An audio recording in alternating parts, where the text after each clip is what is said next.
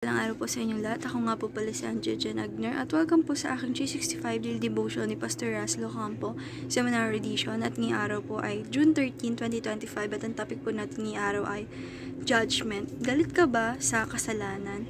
And yung scripture po natin ngayong araw is Romans chapter 2 verse 5 to 6, and yung sabi po dito, but because of your hand and infinite heart you are storing up wrath for yourself on the day of wrath, when God's righteous judgment will be revealed.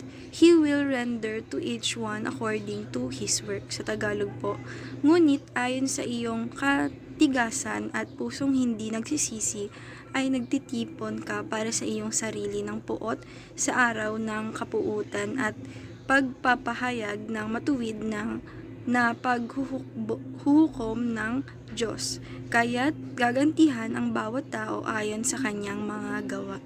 And yung teaching number 1 po natin, God is a righteous judge who cannot ignore sin. Sabi po dito ng ating Panginoong Diyos, siya po talaga yung pinaka may righteous na para mag-judge sa atin pag tayo po ay nagkagawa ng kasalanan, dahil ang ating Panginoong Diyos is ayaw na ayaw niya po sa kasalanan, kaya siya lang po yung pwede mag-judge sa atin dahil siya po ay isang God at righteous na judge para sa atin na hindi niya kayang i-ignore or hindi pansinin yung mga kasalanan natin.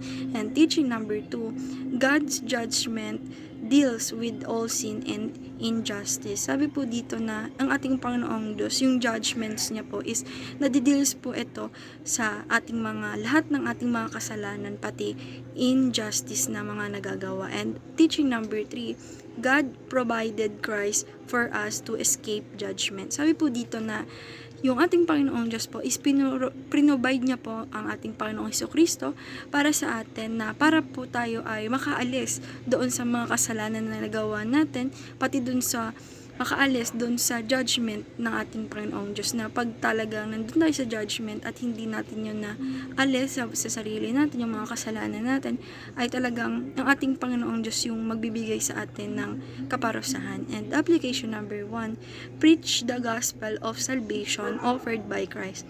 Sabi po dito na i-apply po natin sa sarili natin na i-preach natin yung gospel, yung mga word ng ating Panginoong Diyos na nakasulat sa Bible para sa salvation ng bawat isa na offered ng ating Panginoong Jesucristo. And application number 2, pray without ceasing for your family and friends.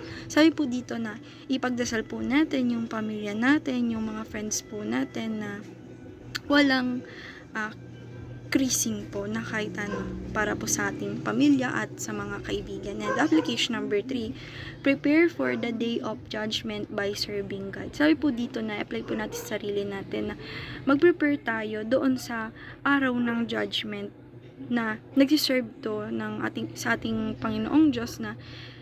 Pero para sa akin, yung sabi nga dito na yung salvation is offered to ng ating Panginoong Jesucristo, na kapag tayo ay talagang dinaas natin at inalis natin yung mga kasalanan natin sa sarili natin, talagang maliligtas tayo dyan sa judgment na nagsiserve ng ating Panginoong Diyos. Ending lang po ngayong araw. Maraming salamat. God bless.